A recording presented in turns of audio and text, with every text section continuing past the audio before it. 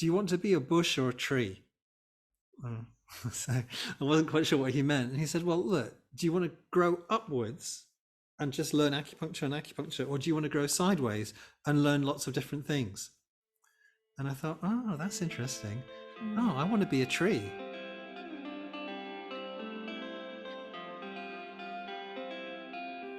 Okay, so everyone, welcome back to Shinki University. If you're new to this channel, please don't forget to like, subscribe, hit that little bell to be notified when we have new videos come out every single week. This week, I'm very excited to be introducing and interviewing Oran Kivity, who is an amazing acupuncture and moxa therapist. He's recently released a new book, which is back here on my bookshelf. We're going to talk about that book and more, so please stay tuned for that and listen all the way to the end to know about all the things that Orin's doing and more possibilities for you to possibly study with him in the future. So without further ado, I'd like to introduce Orin. So Orin, could you tell me a bit about like your background and what you're doing these days and how you're approaching medicine?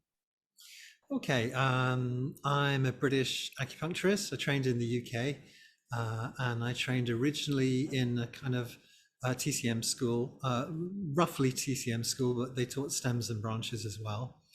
And I practiced kind of a Chinese style acupuncture. I went to China and I studied in a hospital there. And then I met Stephen Birch and Junko Ida, and I started to learn Japanese methods, and I essentially retrained into Japanese acupuncture. And I've been doing that for 20 years or so. So maybe a bit more. Yeah, so that's my background. Awesome. And then where are you located now in the world? Because I know that you did just move, right? Yeah, I was working in Malaysia for 15 years, and then during the pandemic, I moved with my partner to Taiwan, where he's from. Awesome. So now I'm Cool. based in a southern harbor town of Kaohsiung. Very cool. Neat. All right, well, let's just start with the questions. So for those of you who are new to these interviews, I ask the same 3 questions to everyone I'm interviewing. And it's kind of surprising the variety of answers you get. So the questions are basically what got you into Japanese acupuncture, how it's benefited your practice, and tips and tricks and suggestions for those who want to get into Japanese acupuncture. So we'll start off with the first one. So Oren, what you mentioned that you met Stephen Birch and I forget her name, Shunko Ito, I think. Junko Ida. Yeah, Shunko Ida. So where did you meet them? How were you introduced to that? Okay. Uh, I mean, Stephen was essentially he was moving from the US to Europe, and he did a workshop at the Northern College of Acupuncture where I was teaching, and my journey started with a study buddy. I have a very close friend called Marion Fixler, and we had been um, uh, colleagues for a long time, and we were always having kind of meetings and doing study things together. And once we went away for 9 days together to study Tweenar, and then one day I said, this Stephen Birch is teaching Manaka acupuncture in York. Do you fancy coming up for the weekend? She went, yeah, okay. So we just kind of got on the train and went to York for 3 days. And Stephen was very inspiring because I remember him saying, right in the first hour of the lecture, he said, what you learn this weekend, you will be able to do next week. So you will come away with a complete routine for practicing Japanese acupuncture style, which you can start to do next week. And I mean, up until then, I've been doing TCM acupuncture, and I spent 3 days with Stephen, so Friday, Saturday, and Sunday. Monday morning, I started doing Japanese acupuncture. That was Monday morning, sometime in 1997, and I've been doing it ever since. Wow. And I didn't look back. So it was so inspiring because for me, it was what I had imagined acupuncture would be like when I first started studying it, and then I'd been kind of disappointed. It was dynamic, it was energetic, it was quick moving, and there were all these feedback mechanisms that I hadn't entertained before. So yeah, it was kind of it was like a door open for me, and it was the kind of acupuncture that this is what I want to learn. This is what I thought it was all about. Mm. That's pretty Mm. awesome. And I think that's very common. I've heard that from many of my students in the past too, that they were like, they got into acupuncture school and expected, as you were saying, something that had feedback and was hands-on and very integrative, and they get into school with the TCM, and unfortunately that's just not what they encounter usually. So it's Mm. just really cool that you were feeling that all the way back in the 90s, you know, and that trend has, I mean, I don't know if it's cool, but the trend has definitely continued. So I'm curious, like, as your profession continued to evolve from that very first exposure to Manaka, did you continue to study Manaka style with Stephen Birch, or did you start to branch out at some point? Right. I studied Manaka with Stephen, and then I became a teaching assistant with Stephen. So I was very immersed in Manaka, and then I studied Toyohari with Stephen and Shunko, and then eventually the Toyohari instructors in Japan. And I also started to explore Kiko Matsumoto style. And at that point, I felt, yeah, like that one of them had to go. So it was too many paradigms, and I Mm, felt like I needed to focus. So in the end, I started to focus on Manaka and Toyohari. mm, Um, and I think, you know, for people watching this, that very often, you know, you want a bridge, you know, you get a bridge to something new. And Manaka acupuncture for me was the bridge into Japanese acupuncture, into Japanese thinking. And then Toyohari was the perfect expression of it, this kind of subtlety and delicacy and skills-based stuff. But the key is that whatever you learn, whatever style it is, whether it's meridian therapy or Kiko Matsumoto style, or working with other practices, you've got to embrace it. You can't say, oh, I'll do a little bit of this and a little bit of that. You've just got to embrace it and do it very wholeheartedly. And I think that was for me the key, is just, you know, whatever this Manaka thing is, I'm just going to do it from Monday morning onwards. And it changed my practice, and it changed my wow. life. So yeah. And I think that's very special and unique, because I find many practitioners, especially here in the United States, when I mentioned to them that you should, as you said, wholeheartedly embrace the teachings, Mm. and not really question or, like, you know, pull it apart and pick what you like out, that you should wholeheartedly embrace. Most people say, oh no, I actually benefit from having all of these different influences. Mm. And so I'm curious how you feel that embrace, you know, rather than having, you know, Kiko, Toyohari, and Manaka, that, you know, you just said, I'm just going to do Manaka and Toyohari. How did that benefit your practice by taking out Kiko Matsumoto style? And then also a secondary question is, um, not everyone watching this is probably familiar the differences between Toyohari, Kiko style, and Manaka style. Could you also kind of explain those differences? Mm. Um, well, that's a lot of questions to unpack. So let's do the first ones. Like, how did it affect my practice first? Um, I think that I was very lucky that my patients were carried away with my enthusiasm, because Mm, they recognized that a transition was taking place. So, you know, one week I was putting in needles and getting dirty, and the next week I was inserting them 1 millimeter and connecting ion pumping cords, and I was palpating their belly, and, you know, so things were different. But one of the things that I love about Manaka style is that there's I wouldn't say the palpation on the belly is really deep, but it's mm, deep enough for people to sometimes feel a bit uncomfortable when you find pressure pain reactions. Um, and those pressure pain reactions change within a couple of minutes of mm, within seconds of you putting on the ion pumping cords. So if you want to summarize his approach, the first thing you do is you diagnose the belly, and then you use the 8 extras, the master and couple points, to release those reactions, and you connect the top and bottom point with the ion pumping cord. So those reactions change right away. So your patients immediately have this sense of change.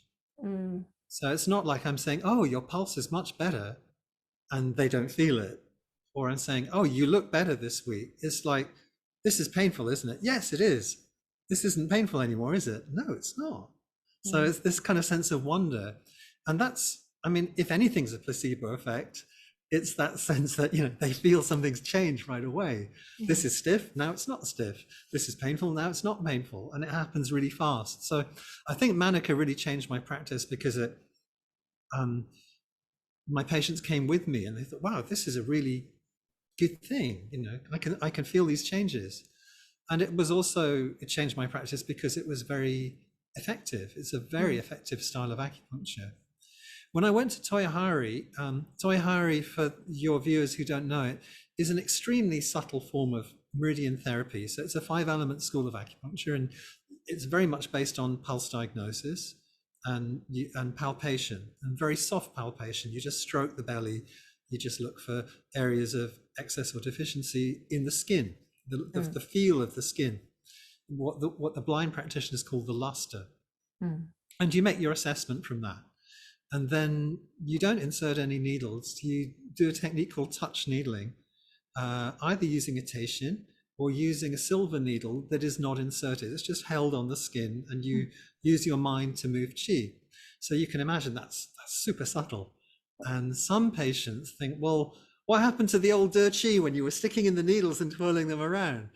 You know, if a patient came back to me after a year's gap, then suddenly I was doing something very different. But all of them could feel the benefit, because as the pulse changes, they get more relaxed and they get heavier, and their body starts sinking on the table, and their shoulders loosen up, and you know, the traps get softer, and so they feel those changes. So even with Toyohari, people came with me, and then of course there's that added benefit where they start to say, these days it's much less painful coming to see you. You know, it's like, you know, I don't feel the needles anymore. You know, you're not doing that twiddly thing that I used to hate. You know, so suddenly it was like, oh, you should go and see Orin. It's really painless. And they would bring their children along, and the children, you know, normally would come in terrified. Oh, what are you going to do to me? And then they'd leave going, well, that wasn't that bad. And then the next time they come and say, you're going to do that thing again. So it transformed my practice. I got so much busier once I switched. But I'd also say that I became a better acupuncturist. And thinking about your viewers, you know, should I do this style of acupuncture? Should I do that style? I will never say that Japanese acupuncture is better than TCM or better than Dr. Tan acupuncture or better than Master Tung's approach. But what I would say is that we all have a kind of intellectual mindset. So my understanding things is very kinesthetic. I like touching people. I'm a huggy, feely person. And I feel things very much in my body. I like to do the kind of exercise like Qigong or meditation. So for me, Japanese acupuncture is a very comfortable fit because it's very kinesthetic. You're doing a lot of palpation, and you're doing a lot of feeling of energy, either through the pulse or literally, you just kind of feel it changing. You know when things happen. Once you start to recognize those autonomic things in yourself, signifying changes in your patient. Whereas for me, TCM was you have to be very encyclopedic. You have to be very clever. And I'm not. I'm not clever in that way. I can't remember hundreds of symptoms, and I can't remember, oh, well, this means this kind of poo-poo means this, and this kind of poo-poo means that. I'm not very good at that. So it was just a more comfortable intellectual fit for me. So if you're a kind of person who's deciding what kind of acupuncture you want, then you should be looking for the one that speaks to you. The one that, oh, I can do that. Oh, that's me. That's the kind of style of acupuncture that you want to follow. But it's such a beautiful, so many pearls of wisdom in there, really. Like, I mean, not only in how much it can benefit your practice and actually make you quite special in your field, in your area, because I mean, I have the same thing happen to me where people say, oh, I've been to so many acupuncturists, it was so painful and I just didn't want to go anymore. But my friend told me that your acupuncture didn't hurt. So I decided to try it again. You know, like I know it works, but like I just didn't want to do that again. Or, you know, the expression when you're patient, when you do a needle and they're like, oh, I didn't even feel that. And you know how they're like, oh, but it already feels better. Okay. You know, Mm. like when they, I mean, not only so that financial, of course, I mean, we're all business people. We have to make a living. That financial aspect of it'll help our business run, but it's also going to help our patients and more patients feel better. Mm. And then also coming back to the point of saying, like, when having to feel things in your body rather than being that encyclopedia, I feel that many people who practice Japanese acupuncture perhaps have that. Sorry for the clicking. That's my dog in the background. Hi, Nana, honey. I believe that most people who practice Japanese acupuncture tend to be similar. They're very kinesthetic. Oh, Nana, sorry. They're very kinesthetic, and they have a really hard time memorizing facts and then spitting them back out. And I feel I'm the same way, you know, and it's, I mean, and just besides the fact it's just more effective in the end with less less pain or no pain, and really I almost feel like less effort. I don't know if you feel the same way. Yeah, I feel, I mean, sometimes people ask me, so how do you decide whether to do Manaka or whether to do Toyohari? You know, what makes you decide one over the other? And for me, it's always about the path of least resistance. Now, sometimes a patient will come along and I take their pulse and I just go, oh, I know, this is a liver shot, and I know I need to treat liver. And other times I'm kind of floundering and go, wait a minute, is it spleen or is it liver? And oh, what's happening to my pulse taking? But when I do the belly, it's a really obvious Manaka pattern.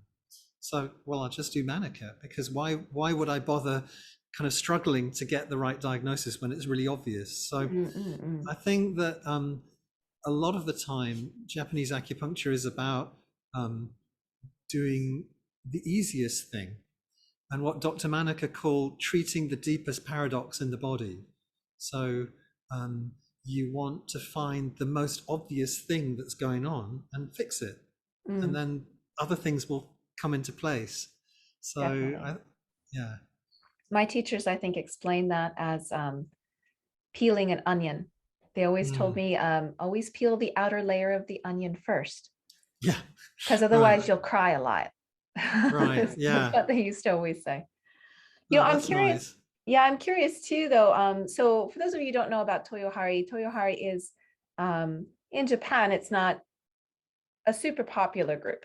I would say in Japan, it was one of the groups that I actually found out about through a foreign acupuncturist, foreigner meaning like me, a gaijin who was in Japan, had come to Japan to study Toyohari. And for the simple reason is that I'm not blind. Like, I have a few issues with my eyes, but I'm not blind.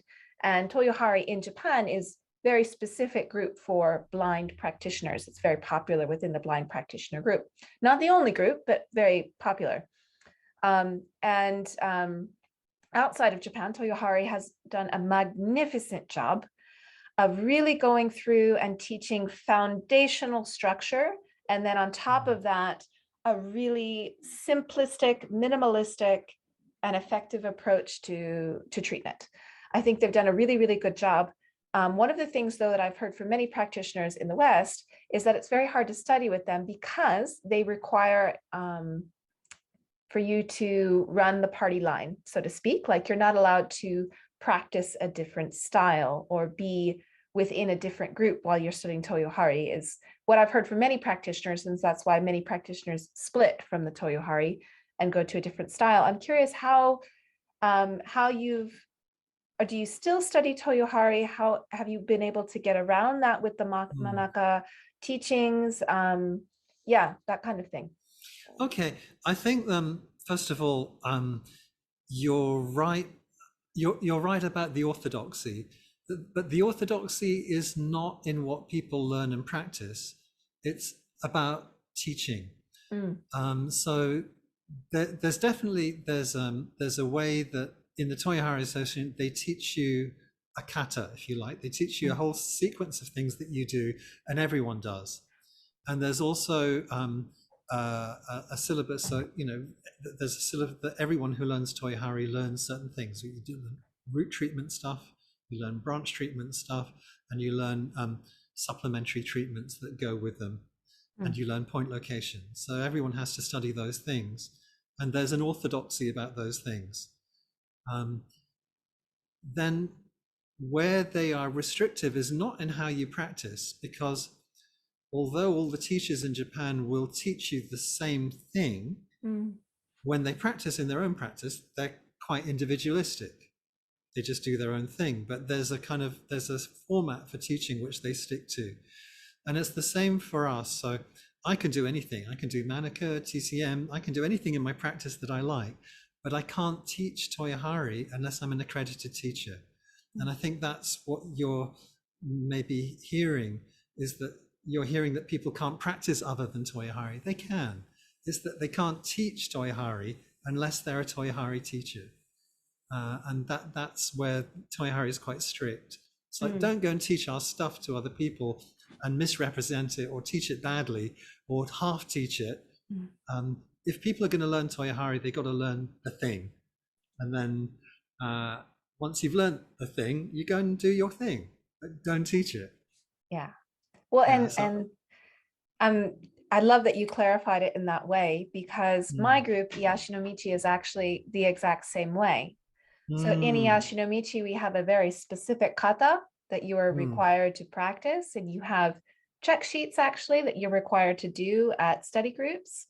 And until you get to being an upper level practitioner, you are not allowed to teach, because they do not want people to learn a very subtle acupuncture technique that looks, I mean, when you get to the level of any really high level practitioner, I think in Japanese styles, Shudodeme sensei, anyone high level in Toyohari, in my group in Yashinomichi, it'd be Yokoto Kampu sensei or my teacher Yasuda sensei. All of these teachers are similar in that you watch them practice and you're like, oh, they're just twiddling it. They're just twiddling it on liver 3. Okay, I can do that. And you think it's so simple. You're like, oh, that's not hard. You know, there's nothing to that. And I think Jeffrey Dan said it so beautifully too. He said, Japanese acupuncture is like a piece of sushi. TCM is like Chinese food. Both are extremely good, but they're different. Sushi is exquisitely simple, whereas Chinese food is exquisitely complicated. Both exquisite, both delicious, but very, very different. And I think when most people watch Japanese acupuncture, they just see the simplicity and then think it's easy. And it is easy in the end, but I think that there's a lot of layers to peel back there. And when you go in and have that kata and have the shuhari, which is a very specific way of learning, mastering, and then testing, and then breaking apart, you gain this solid foundational skill, which is something that I'm such a proponent of. And that's what I'm trying to teach actually, is this foundational skill that you need to learn how to hold your needle.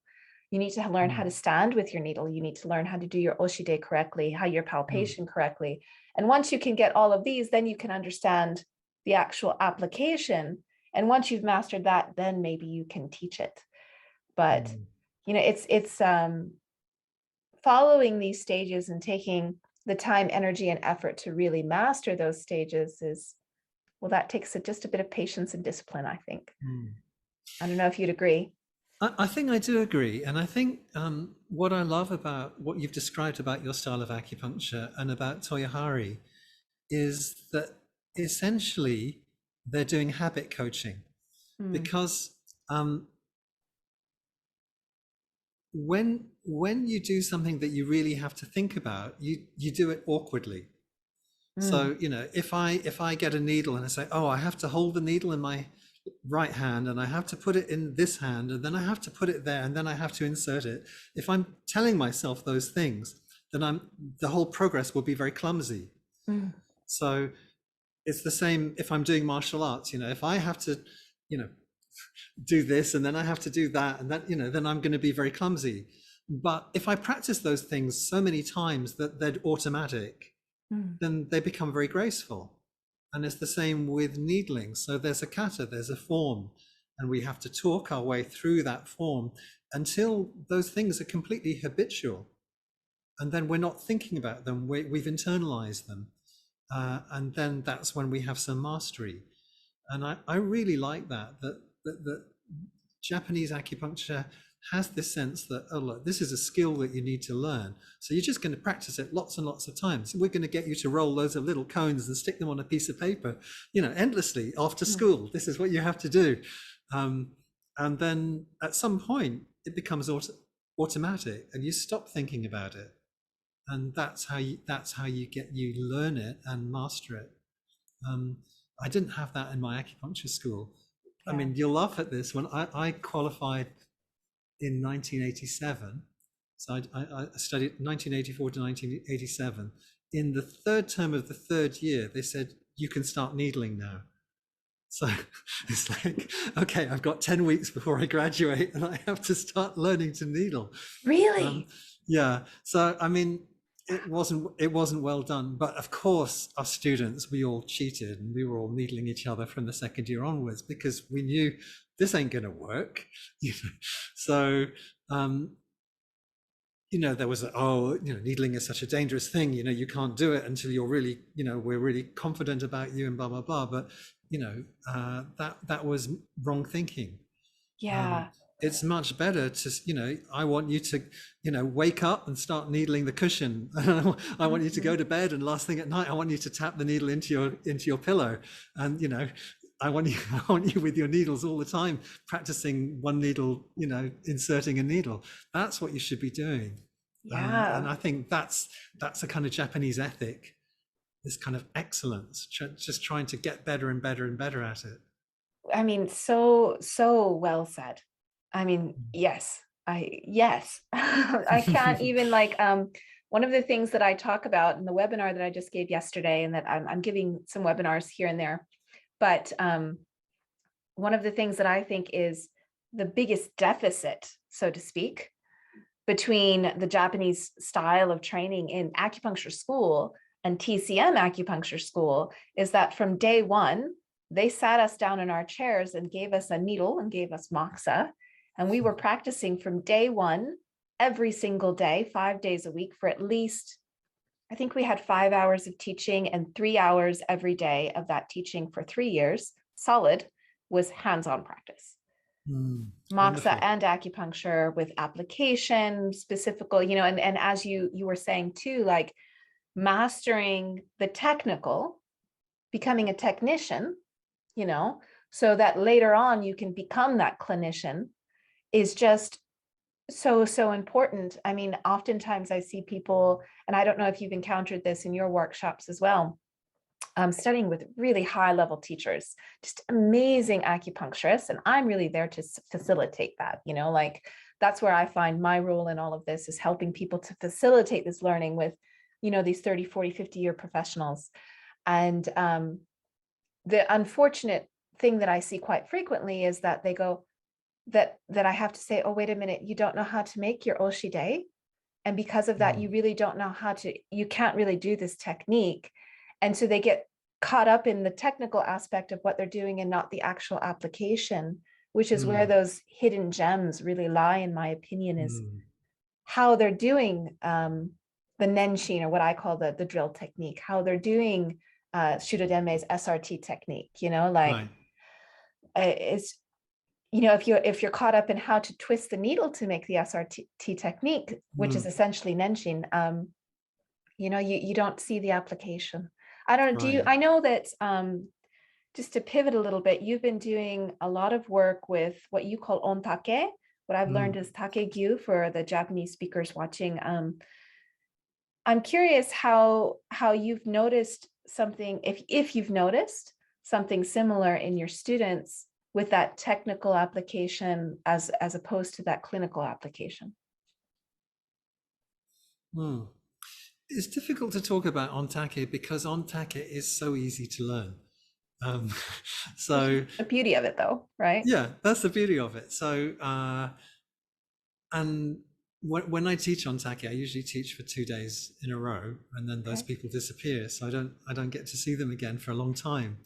I guess with my deshi, I had a Japanese assistant in Malaysia, and kind of watching him learn Ontake. And yeah, there was a kind of skill to it, but it's more. I think with Ontake for me, it's more about having an eye. It's like, so I should apply it there. That's where it goes. That's where, rather than the actual technique that I do, you know, am I going to do tapping, or am I going to do rolling, or some other kind of thing? It's not really about the technique. It's more about like, that's where it goes, just there. And seeing where the body is deficient or where the body is excess. So I think that's the skill with Ontake. It's more like a kind of visual or palpatory um, thing that stimulates where and what you do with it. Well, and I forget exactly when. I know I read it in your book. For those of you who don't know, Oren's new book is Harata Zone Therapy. Is that the correct title, right? Yeah. It's a really, really great book with really simplistic, well-defined explanations of application for your specific application of the Ontake. It's a really, really great book. And I know you mentioned in there that you had found it, I think, at Sankei-san, right? With Enomoto-san? Yes. Okay. I mean, for your viewers, Ontake means warm bamboo, but this tool, Takekyu, was called bamboo ring moxibustion and bamboo tube moxibustion, and Sankei sold it as what was it? Short bamboo. I can't remember the Japanese for short bamboo. So it basically had loads of different names, but I was hanging out in Malaysia with a Japanese patient, and I thought, gosh, short bamboo is really not a very evocative name. Um, you know, okay, so it's short. So I asked her what the Japanese was for warm bamboo, and she said, well, it would be on, it's the same on as in onsen, like warm bath. So she said, why don't you call it Ontake? So I said, oh, that sounds nice. And it was a nice branding name. But then I started to write about it as Ontake, and then I wrote to Enomoto-san at Sankei, and then he rebranded all his short bamboo to Ontake. Tantake, he called it, and then he changed it to Ontake because he thought it was also more descriptive. And it was called short bamboo in contrast to the long Fukaya bamboo that you use for pressing on the points. So it was just confusing which bamboo was what and what it really did. And basically, it's just a short piece of moxa filled with moxa wool, and you light one end, and then it becomes warm, and then you tap with it or you roll with it. But when it was originally used, perhaps in the 60s, it was used specifically as a branch tool. So, someone's got shoulder pain, you apply it to the shoulder. If someone's got wrist pain, you apply it to the wrist. So it was applied as a local tool. But not just because of what I've been doing, but because of other people expanding its uses. It's now used in all kinds of ways, and you can use it with holographic mappings, as I do with the Hirata zones. You can use it with Dr. Manaka's meridian frequencies. So you can apply it on the meridians at a certain rate of beats per minute using a metronome, which has very interesting effects on the soft tissue. Or you can use it using Dr. Tan's holographic mappings of the body for pain relief. And it's extremely effective using Dr. Tan's mappings in that way. So, and then other people are using it in other ways. In meridian therapy, you can use it just to balance deficiency and excess on the skin. So you feel the belly and feels a bit cold and rough at one end, and it feels a bit warm at the other, and treat the cold end and get the temperature balanced evenly, and then you'll have these holistic effects all the way through. So I think it's an extremely versatile tool, and it's become my Shuhari path. So as it's become my thing. I'm the Ontake guy. That's great, though. I mean, and I know when I learned about it in school, again, Takegyu was the name that I was taught for it. And I was always very impressed with both Takegyu and Nepal Kyu. I don't know if you heard of Hatha Sensei. She does, Yeah. she created like this whole school in Nepal and really did they call it Machio Koshi, like trying to revamp cities and towns and small little prefectures. But I was always very impressed with both of them because they're so easy and so effective and they just feel nice. I explain it to my patients because I've been using it for years and I always just say, oh, it's going to feel like a warm massage. And almost everybody midway goes, what is that? That feels amazing. And then they look at it and they're like, oh my God, I need one of those. You know, Yeah, like, it's what I call the Ontake moment. yeah, it's great, you know, and Yeah, everyone loves Ontake or yeah. Takeju. Like, um, and yeah, it's just a really great tool. I mean, I'm curious though, just a little bit in closing, I would say maybe for those people who are like, okay, you got me hooked, I'm interested now. What would be your, I mean, you've given a few hints here and there, but what would be your advice for those who are either continuing on their Japanese acupuncture journey or just beginning? Okay. I think maybe different advice for those two groups. If you're just beginning and you're interested, then you need to find a weekend workshop or two of different practitioners and see what speaks to you.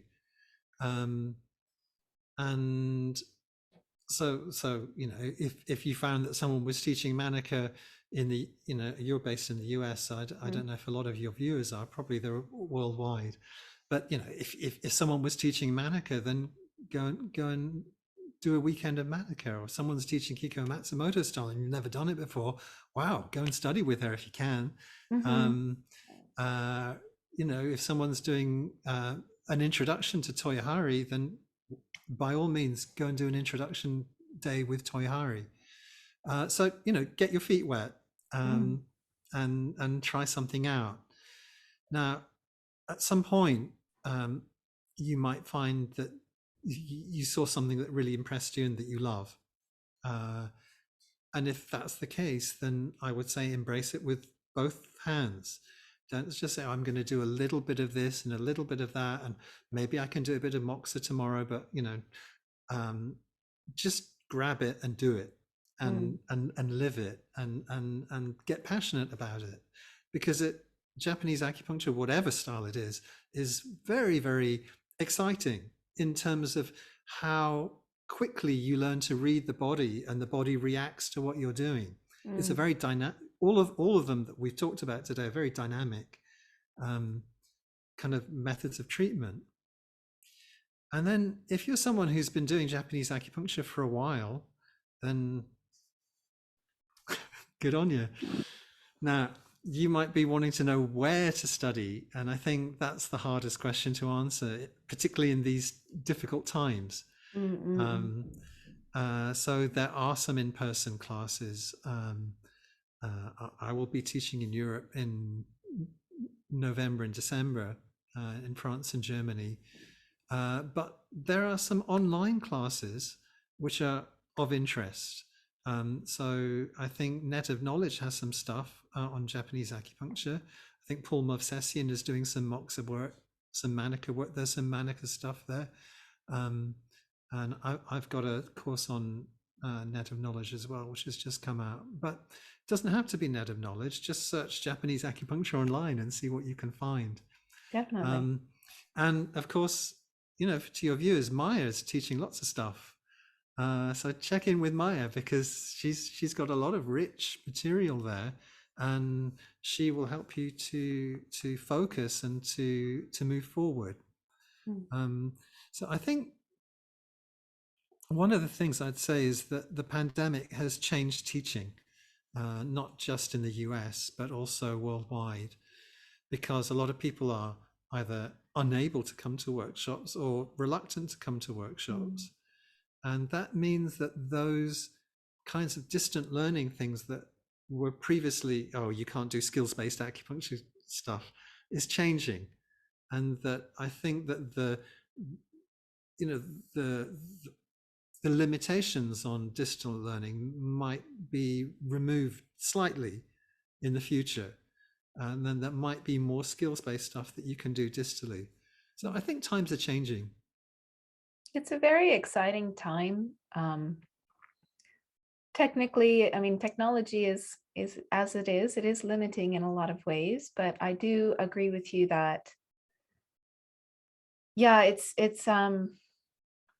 times are changing. I think in the end, it always comes back down to you need to be in person. I think in the end, like even for me, I have all of my online stuff, but then after you've gone through that, I'm like, okay, now you're ready with all the fundamental knowledge.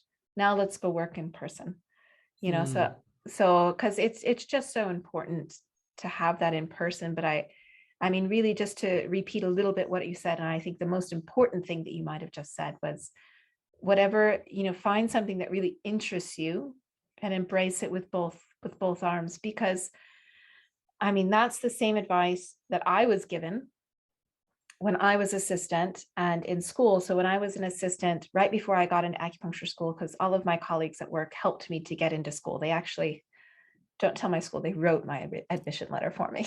It was amazing because I was not that good at writing at the time, or now.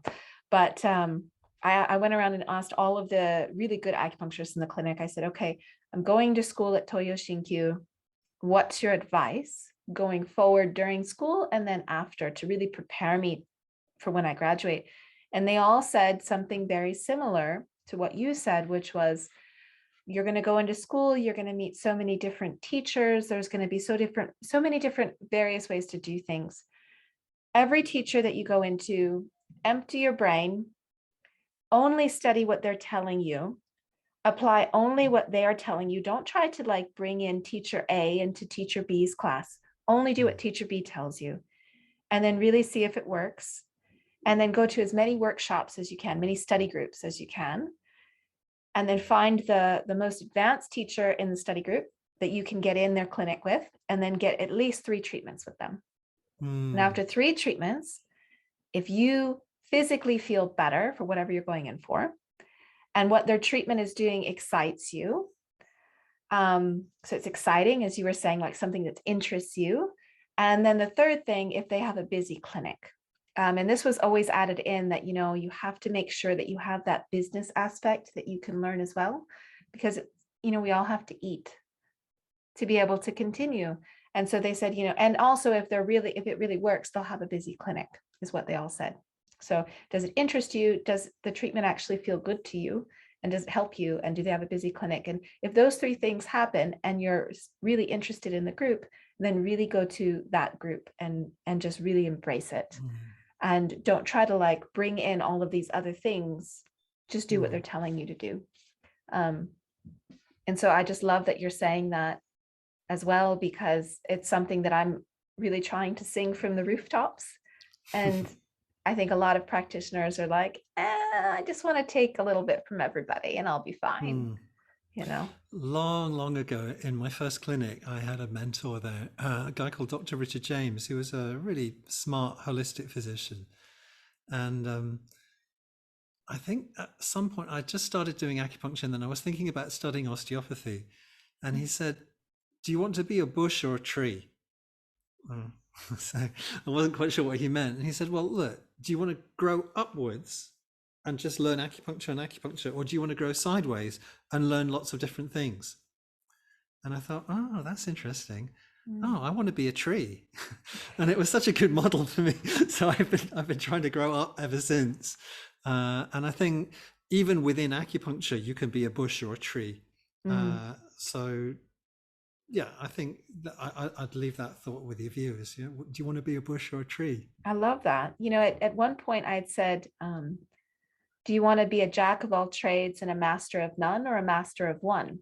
I got a lot of pushback from that on my social media, because a lot of people were like, we need to be a master of everything. We need to know a little bit of everything in order to treat everybody. And I was like, actually, if you know one thing really, really well, you can actually treat everything really, really well. But if you don't know one thing really, really well, then you can't really treat anything really, really well, because you don't know anything well. And I think maybe the bush and the tree is a better way to say it. Because actually there's nothing wrong with bushes. if you Oh, have a mindset for that, and if you're the kind of person who can expand and expand and expand, and do, cranial osteopathy and osteopathy and acupuncture and combine all those, then that's great. But I'm not that clever, so I have to focus on acupuncture. I think Um, I'm just like that too. right. All right. Well, so going forward, I know that you have some classes in October, November, you were saying, of 2021. Mm, mm. Um, and then you just released a book. Is there any good way for people to reach out and contact you? Like, for example, if they're watching this video past October 2021? Yeah, if you want to contact me, go to your browser and type in japaneseacupuncture.com. You'll find me.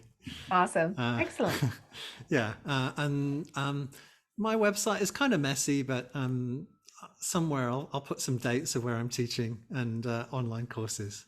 Awesome. And then where can people access your books if they want to start looking into Ontake? They can access them on Amazon.com and also through my website. Okay. And how about Yeah. getting the tools for Ontake? Would they have to contact Enomoto-san at Sankei? They can definitely contact Sankei, and they can also get it through the shop on my website and through Amazon.com. And there are distributors in Europe. I think JCM sell them in Europe, and there's a guy called Andrew. Oh damn! I forgot your name, man.